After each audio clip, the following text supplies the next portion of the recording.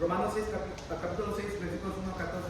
Estamos tomando, no es un descanso en Éxodo, pero estamos conectando todo este mes de agosto. Estamos conectando lo que está sucediendo en Éxodo con el Nuevo Testamento y hemos estado en Romanos para conectarlo.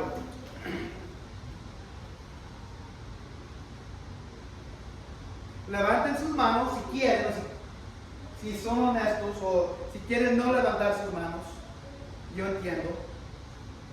Si esta tarde o en este momento algunos de nosotros estamos peleando, batallando con nuestros ídolos.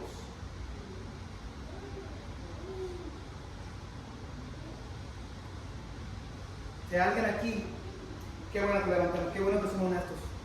Todos tenemos nuestros ídolos, cosas o pecados que no podemos sacudir. Y se nos pegan estos ídolos y hemos tratado vez tras vez de sacudirlos y no podemos, y tenemos un vicio de algo. Y queremos deshacernos de ese vicio o ese ídolo, pero no hemos podido. Hemos intentado, hemos orado y parece que estamos tomando el siguiente paso, pero regresa con más poder ese ídolo y no podemos quitarnos ese ídolo. Qué bueno que ustedes son honestos. Porque yo también peleo con ídolos. Yo también tengo ídolos en mi vida, aún como pastor. Hoy vamos a ver que ídolos en nuestras vidas son cosas verdaderas. No se miran como figuras, no se miran como estatuas, no se miran como una semejanza de una mujer o un caballo o un becerro. Nuestros ídolos hoy se miran diferente. He titulado el mensaje de hoy esto: dominando nuestros ídolos. Dominando nuestros ídolos. Levanten otra vez sus manos. Yo lo voy a dejar arriba. Si quieren dominar sus ídolos en la batalla, quieren dominar sus ídolos. You want to conquer. You want to destroy your idols that hold you back. Qué bueno. Dominando nuestros ídolos. Quédense en Romanos. Voy a regresar al libro de Éxodo. Yo nomás voy a leer un versículo de Éxodo 32. Pausamos en Éxodo 31 y vamos a comenzar 32 hasta en septiembre. Pero acuérdense lo que ha sucedido hasta este punto en el libro de Éxodo, en la historia de Moisés. ¿Dónde está Moisés ahorita en la historia de Moisés y los hebreos? ¿Dónde están? ¿Se acuerdan? En el desierto, en la montaña. Dios le ha dado instrucciones, ha dado los 10 mandamientos. ¿Se acuerdan los primeros 3 o 4? No se adoren, no adoren, no se inclinen, no tengan otros dioses enfrente de él. Los primeros 3 que salió, los 10 mandamientos: no adoren, no se inclinen, no se postren, no tengan otra semejanza enfrente de mí. Hay una razón que Dios comienza primero con eso. Y luego ha dado instrucciones y Moisés está con José. Ya tiene 40 días y 40 noches que Moisés subió a la montaña a recibir, y luego ha dado las 2 tabletas como Dios manda. 40 días apenas tienen que Dios les dio los 10 mandamientos al pueblo. 40 días. 40 días. No adoren ídolos, no se postren, no se inclinen, no tengan otros dioses enfrente de mí. Solo todavía están en la montaña, y en el versículo, capítulo 32, y apenas le había dado los 2 tablas a Moisés.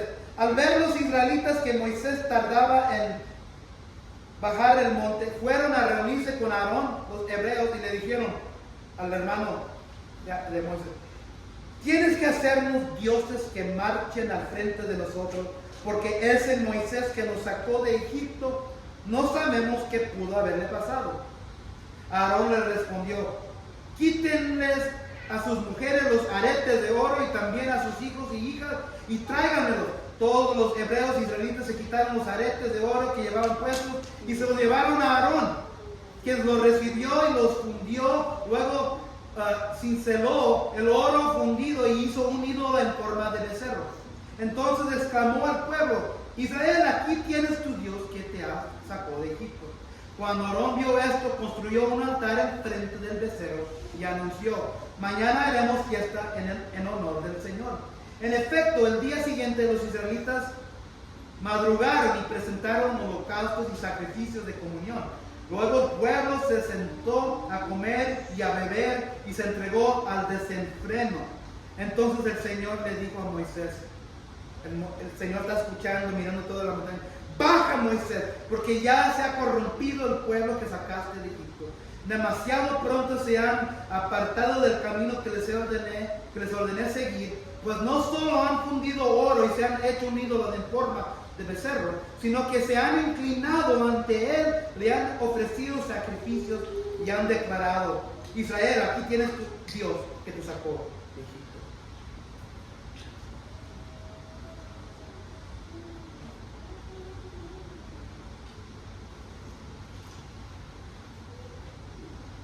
Regresamos a Romanos 6. Lo primero que vamos a ver para nuestras vidas hoy: el dominio sobre ídolos solo viene, el dominio sobre ídolos en tu vida solo viene cuando has sido primero llamado a Cristo. Dominio sobre tus ídolos solo viene primero cuando has sido llamado a Cristo primero. ¿Qué significa eso? Tienes que ser un cristiano. Versículo 1, capítulo 6 de Romanos dice, dice el apóstol Pablo, ¿qué concluiremos? ¿Vamos a persistir en el pecado para que la gracia abunde? De ninguna manera. Nosotros que hemos muerto al pecado, ¿cómo podemos seguir viviendo en él? ¿Acaso no saben ustedes que todos los que fuimos bautizados para unirnos con Cristo Jesús, en realidad fuimos bautizados para participar en su muerte?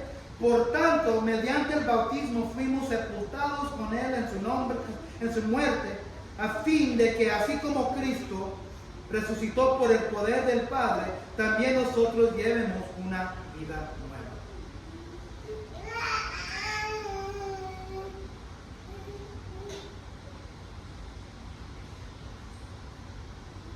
En versículo 1, ¿qué concluiremos? ¿Vamos a persistir en el pecado? Fíjense lo que dice. Graben ciertas palabras en sus mentes, amados. Vamos. En versículo 1, vamos.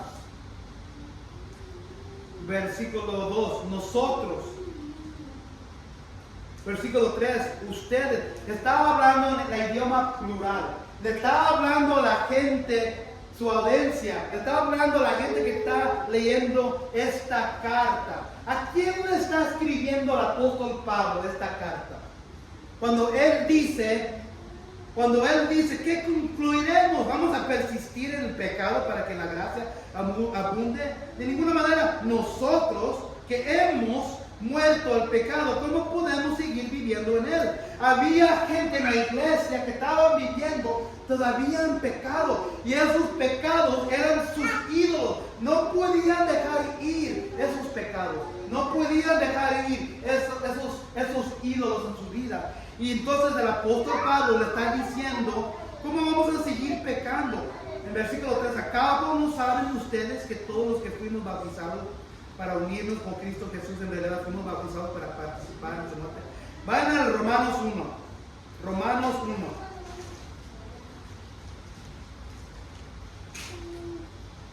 Versículo 12. Romanos 1, versículos 5 a 7. Y aquí Pablo está comenzando a escribir la carta. Cuando uno escribe una carta, ¿cómo comienza una carta a alguien? ¿Se acuerdan cuando no había internet, no había Google, no había Snapchat, no había Twitter, no había Facebook, no había nada de eso? ¿Cómo nos comunicábamos antes? Cartas, ¿verdad? De hecho, yo una vez digo esta historia, tengo cuando yo y Carmen éramos novios, yo estaba en el Army, yo estaba en el ejército por varios años. Y era durante ese tiempo que nos hicimos novios, yo y mi señora. En esos días no había ni correo electrónico, ¿verdad? 91, 92. Nos escribíamos cartas. Yo te amo, y él escribía cartas. Pero así es como escribió. Y ¿cómo comienza una carta una vez? Hola, ¿cómo estás? Te quiero, ¿cómo has estado? ¿Y cómo se termina una carta? Con bendiciones, bienestar para la otra persona, concluyendo con tu nombre una de esas, ¿verdad? Es una carta escrita a la iglesia en Roma. Y aquí en Romanos 1, 5 a 7, nos damos cuenta a quién le está escribiendo Pablo. Romanos 1, 5 a 7 dice así. Por medio de él y en honor a su nombre, recibimos el don apostólico para persuadir a todas las naciones que obedezcan la fe. Entre ellas están incluidos también ustedes, están incluyendo ustedes en la fe a quienes Jesucristo ha llamado. A quienes Jesucristo ha llamado. El apóstol Pablo le está diciendo a los leyentes de este libro, a los que están leyendo esta carta, ustedes, Dios los llamó. A ustedes escucharon un llamamiento, y entonces él está diciendo en versículo, entre ellas están incluidos también ustedes, a quienes Jesucristo ha llamado. Les escribo a todos ustedes, los amados de Dios que están en Roma, que han sido llamados a ser santos. No voy a decir mucho de esa palabra santos. Los muertos pueden leer lo que estaba escribiendo Pablo. Los que están enterrados, sepultados, que se están pudriendo bajo la muerte, ¿podrían leer estas cartas? No, los santos son los cristianos, los vivientes. Nosotros, o tú, o yo, si hemos puesto nuestra fe en Cristo, somos santos. Tú y yo y el pueblo de Dios que han puesto su fe, somos todos santos.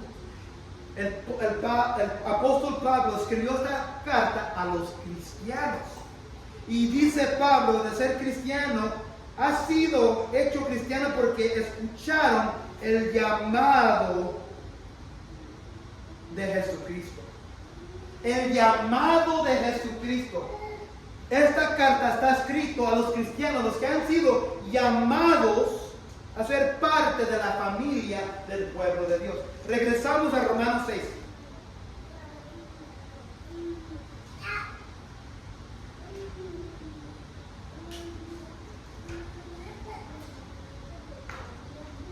Esta carta aquí, este pedazo de pasaje, fue escrito para los cristianos. Y Pablo le está diciendo, si tú como cristiano, ¿cómo sigues todavía pecando? ¿Cómo sigues todavía tu vida desenfrenada? ¿Por qué todavía tienes tus ídolos en tus vidas? ¿Por qué todavía estás batallando con eso? Si tú fuiste llamado a Jesucristo.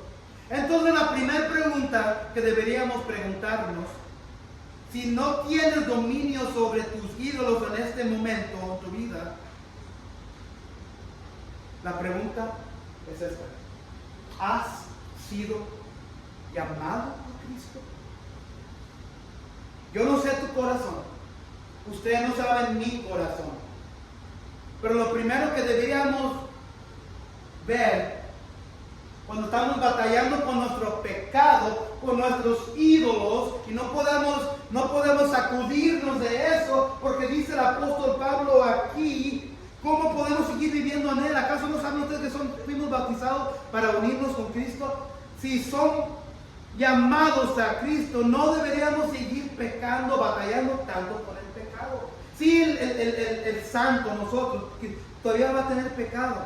Pero lo primero que deberías preguntarte sobre ese ídolo o pecado que tienes que no te puedes hacer, ¿será porque quizás no eres llamado o no has sido llamado? ¿O será porque piensas que eras cristiano o cristiana y no eres?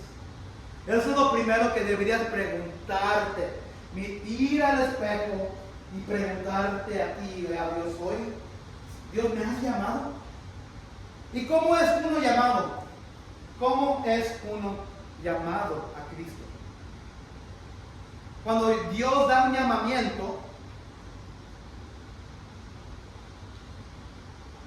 cuando yo le llamo, cuando yo digo, Zaida, le estoy llamando a Zaida, ¿verdad? Estoy llamándole.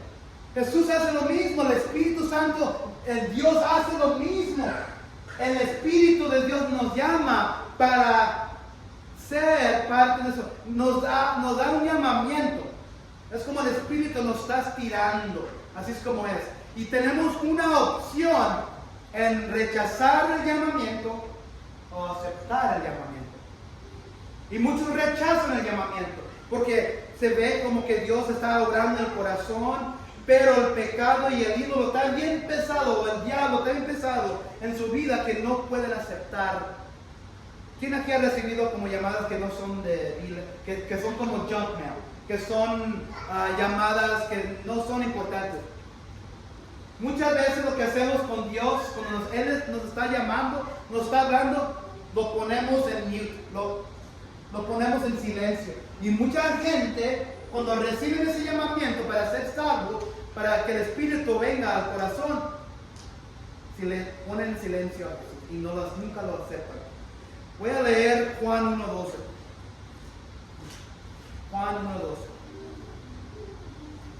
Porque este tema ha surgido antes. Yo he recibido esa pregunta. ¿Cómo puede decir tu pastor que no somos todos hijos e hijas de Dios? No todos somos hijos e hijos de Dios. Les aseguro, casi estoy seguro, que hay gente sentada aquí en este servicio que no son hijos e hijas de Dios. Esa es la verdad. Mi deber, mi trabajo como pastor es decir la verdad. Todos somos criaturas porque Dios nos crió. Todos somos criaturas de Dios. Pero no todos somos hijos y hijas de Dios. Porque la Biblia dice que hay hijos e hijas que somos hijos e hijas de ira. De la ira de Dios. Fíjense lo que dice Juan 1:12. Mas a cuantos los recibieron, a los que creyeron en su nombre de Cristo, les dio el derecho de ser hijos de Dios. Entonces, Juan está escribiendo aquí que hay gente que recibieron y creyeron en el nombre de Cristo, y Jesús o Dios les dio el derecho de ser hijos de Dios. Eso significa que no tenían el derecho antes y no eran hijos o hijas de Dios. Éramos y estábamos bajo la ira de Dios. Entonces, todos somos criaturas de Dios. Los perros, los animales, los gorilas, los changos, los seres humanos. Todos somos criaturas de Dios, pero no todos somos hijos e hijas de Dios. Ser hijo e hija de Dios significa que has recibido el llamamiento de Dios o de Jesús y has aceptado a Cristo Jesús como tu Salvador. Pero muchos lo rechazan y siguen bajo la ira de Dios. Y siguen solo criaturas y no hijos e hijas de Dios. ¿Están conmigo? Hay una diferencia. Porque yo he escuchado las conversaciones entre iglesia. Yo escucho todo. Yo lo voy a decir, yo escucho todo. Como pastor, mi deber, mi trabajo. ¿Quién aquí en México o Guatemala o Honduras, no sé de dónde sean todos, han visto un pastor con su rebaño de ovejas afuera? Todos. ¿Qué es el deber de ese pastor a sus ovejas? Cuidarlos. ¿Qué piensan ustedes que es mi deber como pastor, como a mis ovejas, ustedes? Cuidarlos. Cuidarlos. Yo no estoy aquí. Yo voy a cuidarlos en la mejor manera posible. Y eso significa que voy a decir la verdad. Y eso significa que cada vez en cuando voy a tener que tener conversaciones difíciles con algunos de ustedes. Y eso significa que cuando vienen cosas de afuera que van a infectar a la iglesia, tengo que tener conversaciones con varias personas. Pero ese es el deber del pastor, cuidar el rebaño. Porque el rebaño de Dios son ovejas de Él. Y han recibido, ¿quién aquí también? En esos escenarios, las ovejas conocen la voz del pastor, ¿verdad? Se pueden quizás mezclar diferentes ovejas de diferentes rebaños, pero cuando las ovejas de su propio pastor escuchan la voz de su propio pastor, ¿lo han visto donde se van al pastor directo, al que ellos conocen por voz? Así es. Entonces el rebaño de Dios son los que van a Dios o han sido llamados por la voz, el llamamiento de Dios, de Jesús. Entonces, los que creen en el nombre de Cristo les dio derecho de ser hijos de Dios. En Romanos 6, 1 a 4, si estás batallando con tus ídolos, la pregunta es, ¿eres parte del rebaño de Dios? ¿Has recibido el llamamiento del Espíritu Santo? ¿Has aceptado a Jesús como tu Salvador? Porque Dios no va a dar poder sobre ídolos en tu vida, sino primero eres parte de su rebaño. Y así es. Si estás todavía perdido, si no has aceptado a Cristo, si estás aún todavía bajo la ira de Dios, ¿por qué voy a darle lo que no es de Él? ¿Por qué le voy a dar el derecho, como dijo Juan? ¿Por qué le voy a dar el derecho de todas las cosas buenas, de mis bendiciones como su Salvador, si no son hijos e hijas mías? ¿Por qué les voy a dar vida?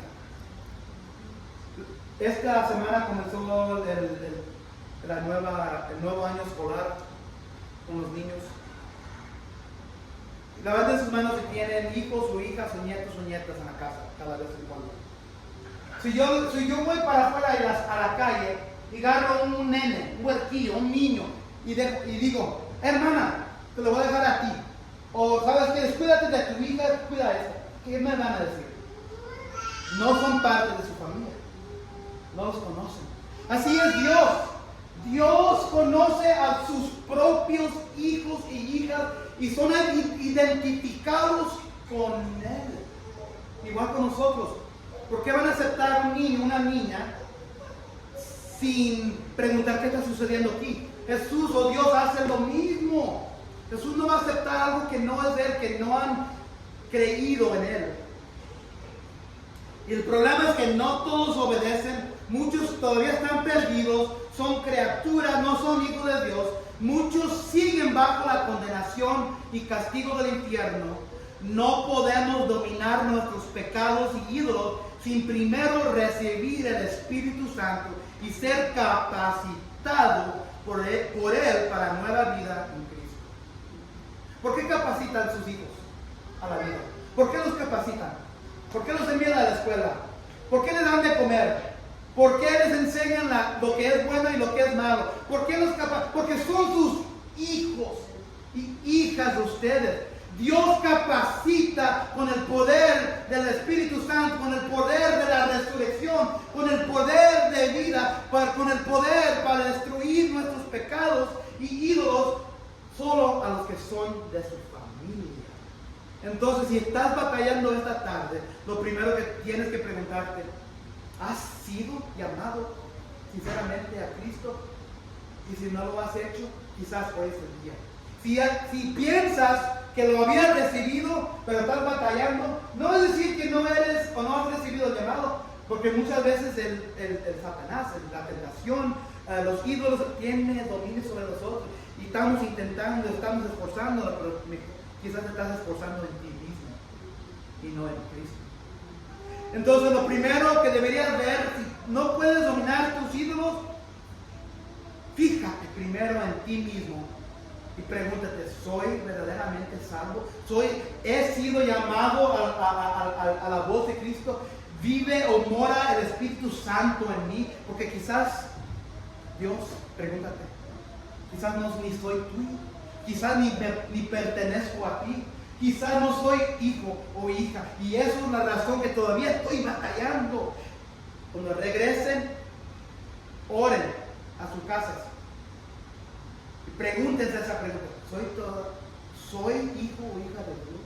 Porque no tengo lo capacitado para conquistar y dominar mis pecados. Y quizás eso es la razón. Número 2, nuestra muerte a sí mismo trae el poder y la resurrección de Jesús sobre ídolos. Nuestra muerte, hoy otra cosa, en el principio el pastor habló de, ahora está hablando que tenemos que morirnos. ¿Está loco? ¿Qué es este pastor? No sabe lo que está hablando. Van a ver, nuestra muerte a sí mismo trae el poder y la resurrección de Jesús sobre ídolos. Versículo 5 a 10 lo voy a leer.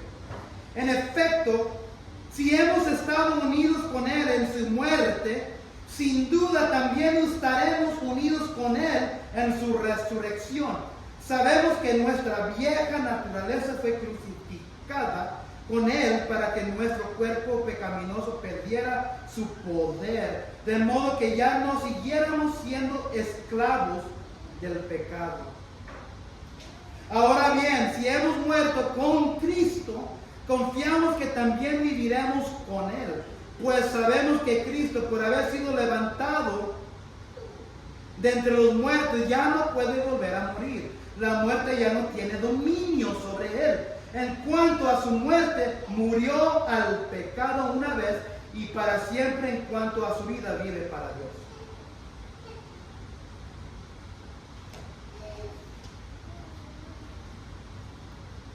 ¿Quién aquí ha sembrado trigo antes, una vez en su vida? ¿Quién aquí ha sembrado una semilla de algo? Flor, papa, un frijol. ¿Qué es un vegetal que siempre se siembran, que lo hacen por semilla?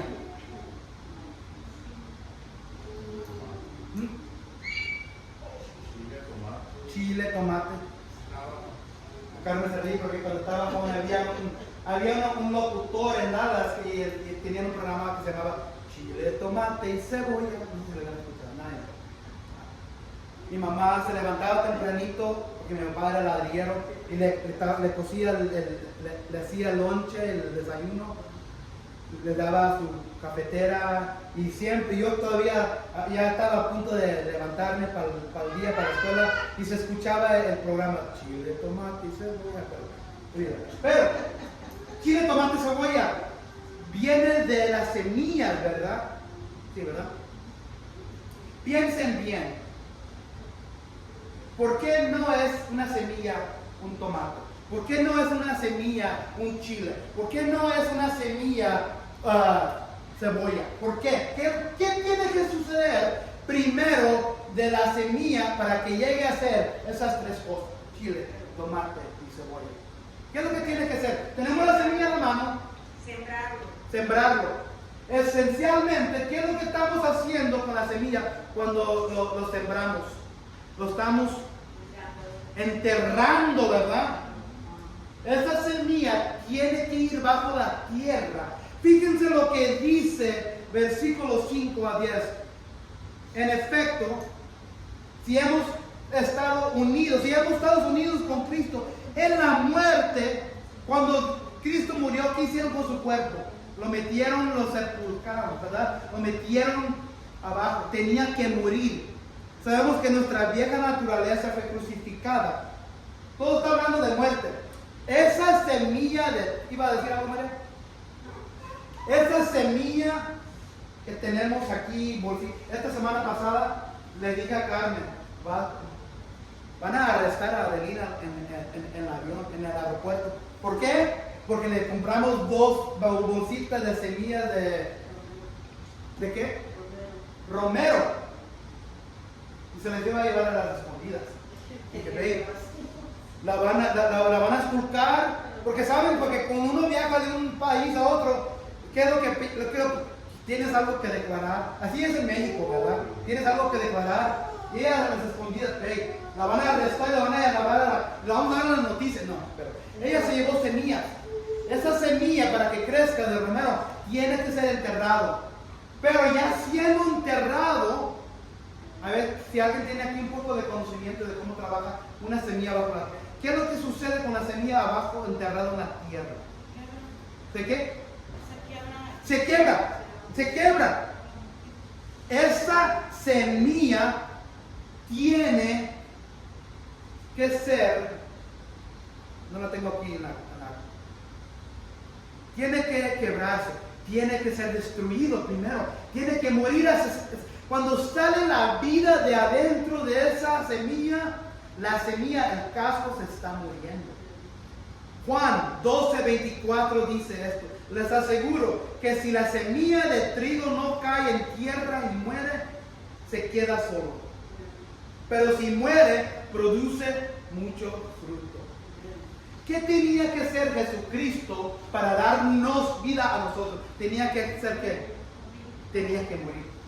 Tenía que morir a sí mismo, a Él mismo, para que estuviera disponible la vida eterna para la gente que creyera en Él por medio de fe en Él.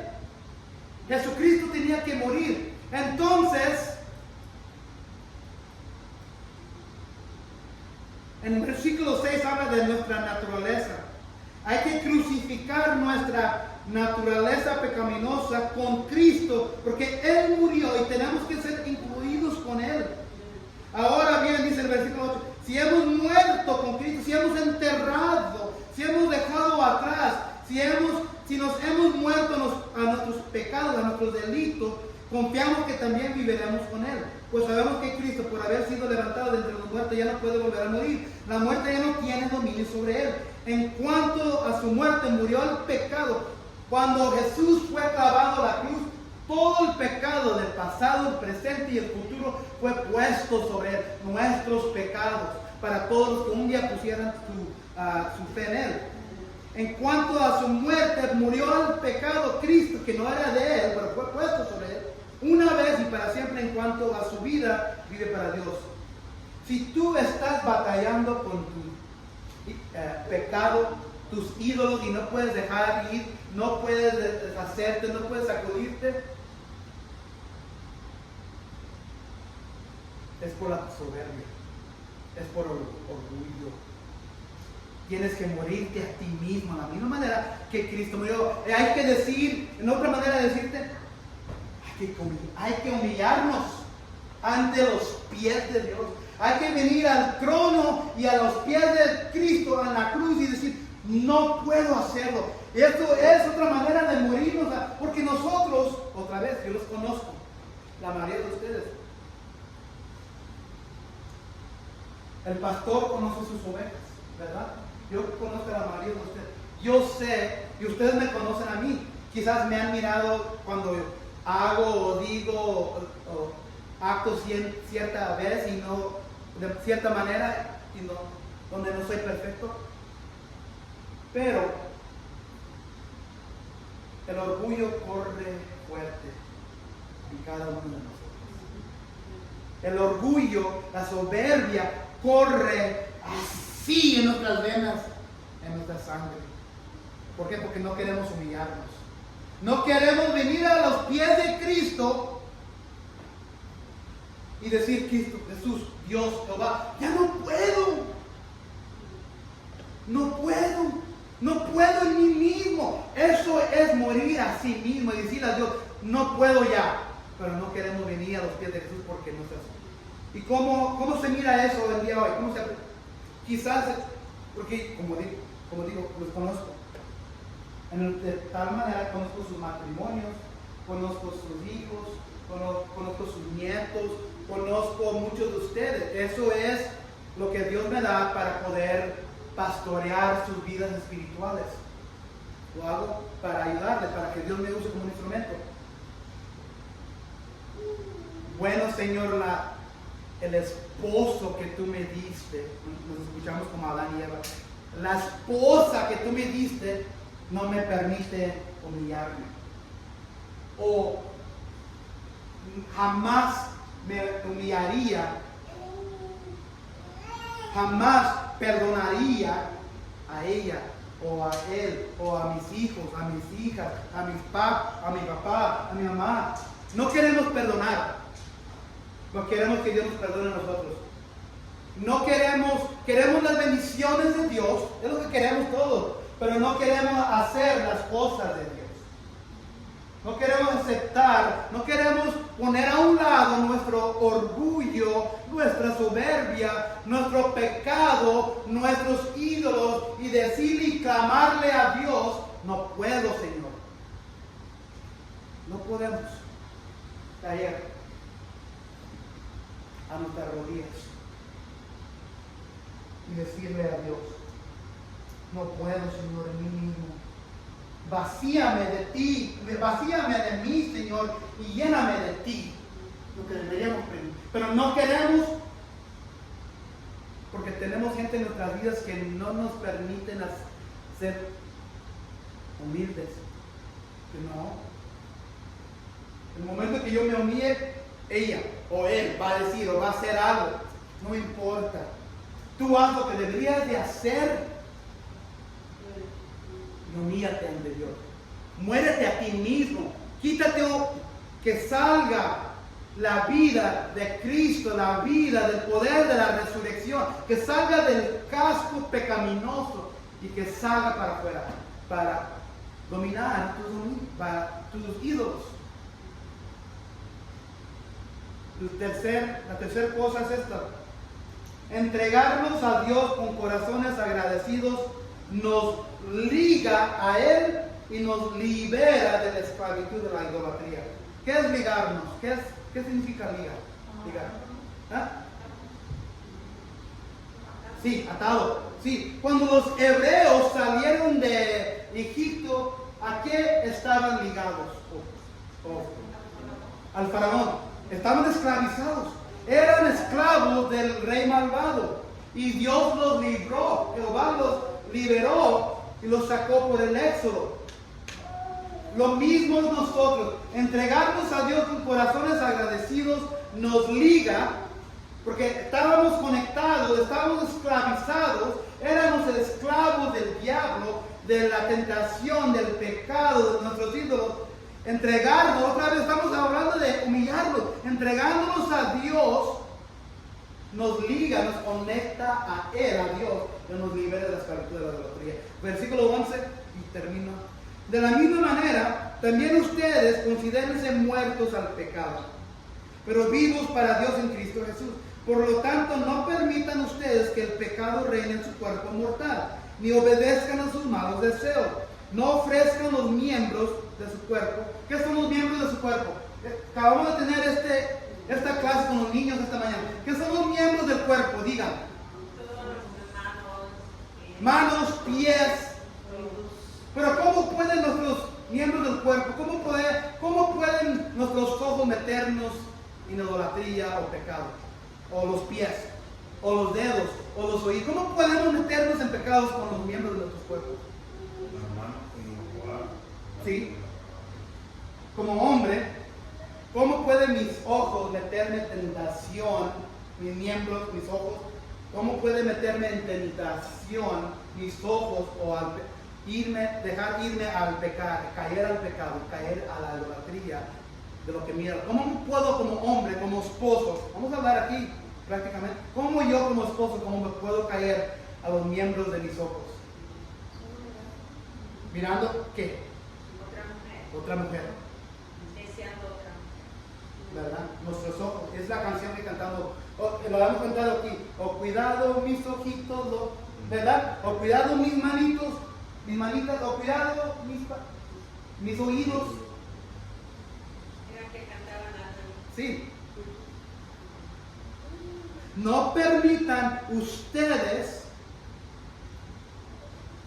que el pecado reine en su cuerpo mortal, ni obedezcan a sus malos deseos. No ofrezcan los miembros de su cuerpo al pecado como instrumento de injusticia. Al contrario, ofrezcanse más bien a Dios como quienes han vuelto de la muerte a la vida, presentando los miembros de su cuerpo como instrumentos de justicia. Así el pecado no tendrá dominio sobre ustedes, porque ya no están bajo la ley, sino bajo la gracia.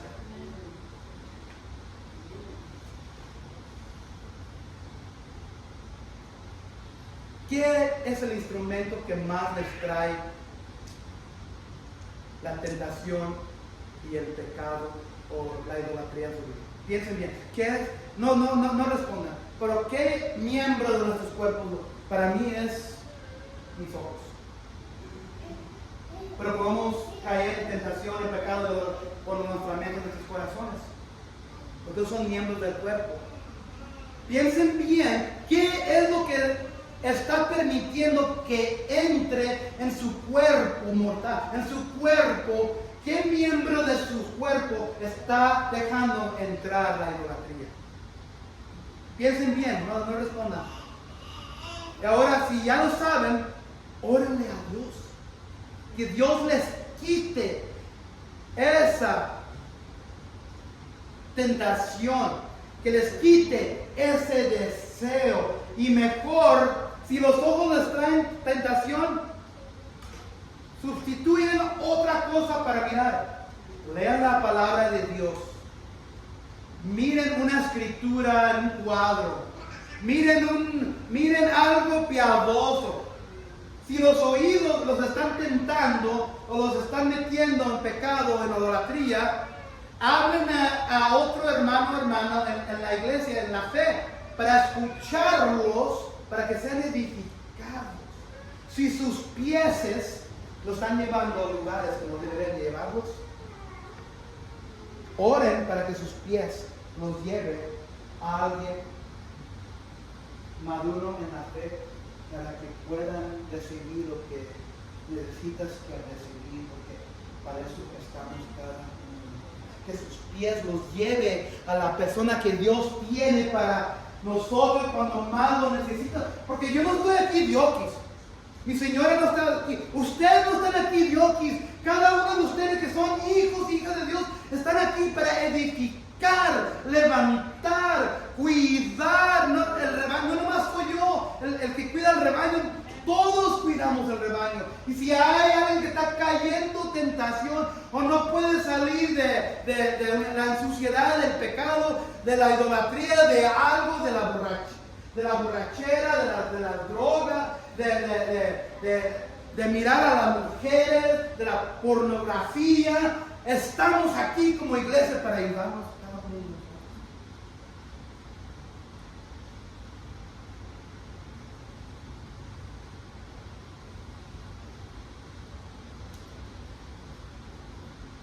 No mira que cuando venimos a Cristo, Él nos saca de la esclavitud del faraón malvado Satanás y nos liga. Ahora deberíamos ser esclavos de Jesucristo.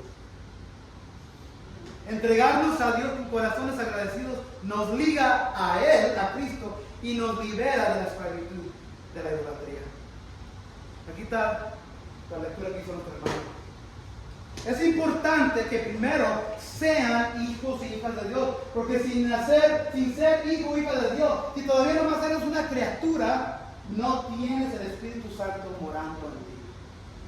Estás vivo, estás viva, trabajas,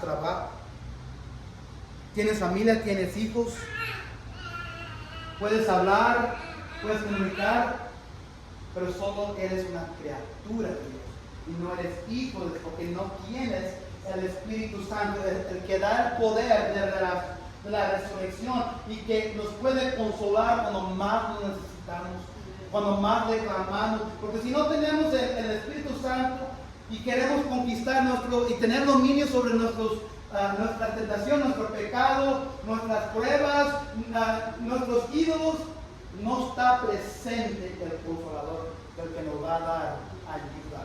Pero el Consolador, el Espíritu Santo, a quien el Padre enviará en mi nombre. ¿Recuerdan Juan 1? Decía que el que recibe a Cristo le da el derecho, que en el nombre reciben el derecho de ser hijos de Dios. Quien el Padre enviará en mi nombre, les enseñará todas las cosas y les hará recordar todo lo que he dicho. Y la palabra de Dios es importante porque la palabra de Dios, esto, si lo enciendo con una mecha, ¿se va a quemar? Es papel, es tinta, pero la verdad que significa esto, lo que tiene aquí, eso es la verdad. Y eso tiene el poder, porque aquí vemos y escuchamos la voluntad de Dios para cada uno de nosotros en nuestras vidas, para saber qué es lo que necesitamos que hacer cuando vienen los ídolos en nuestras vidas. Voy a leer algo de Deuteronomio y vamos a terminar.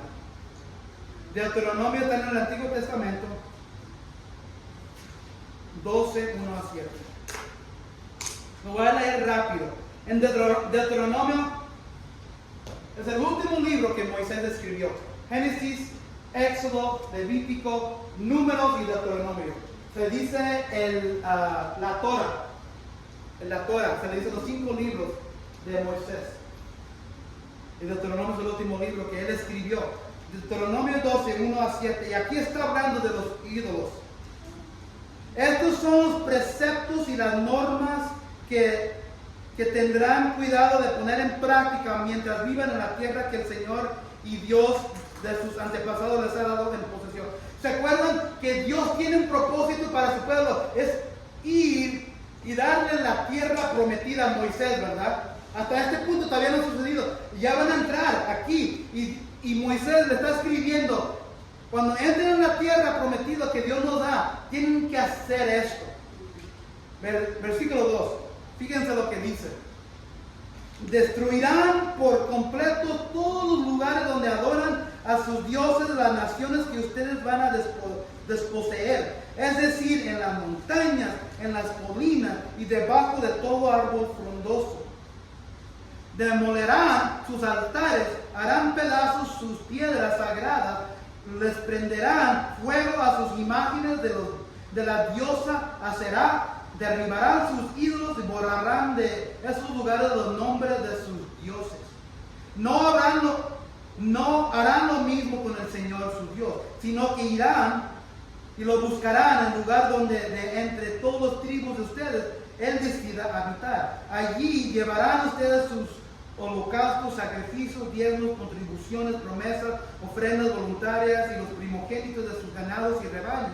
Allí, en la presencia del Señor su Dios, ustedes y sus familias comerán y se regocijarán por los logros de su trabajo, porque el Señor su Dios los habrá bendecido. Dios le está diciendo al pueblo hebreo, antes de que cuando entren en la tierra prometida, que va a estar habitado por cananeos, destruyan todos los templos idólatras, destruyan todas las formas idólatras, quemen todo lo que está dado a los dioses falsos. Es lo que Dios le está diciendo a los hebreos: cuando entren en la tierra, quemen y destruyan todo, porque si no lo hacen, ¿qué piensan que va a suceder? Si dejan que exista algo de los otros países paganos, ¿qué va a suceder? Se dejan puestos ciertos ídolos o ciertos dioses falsos, si lo dejan sin quemarlo, sin destruir. ¿Qué es lo que piensa que van a suceder cuando permiten un ídolo, un dios falso que siga existiendo ya cuando entren en la tierra? ¿Qué es lo que piensa que va a suceder? Se van a corromper. Va a haber la tentación. Dios le está ordenando: cuando entren en la tierra que yo les voy a dar, destruyan todo. Todo.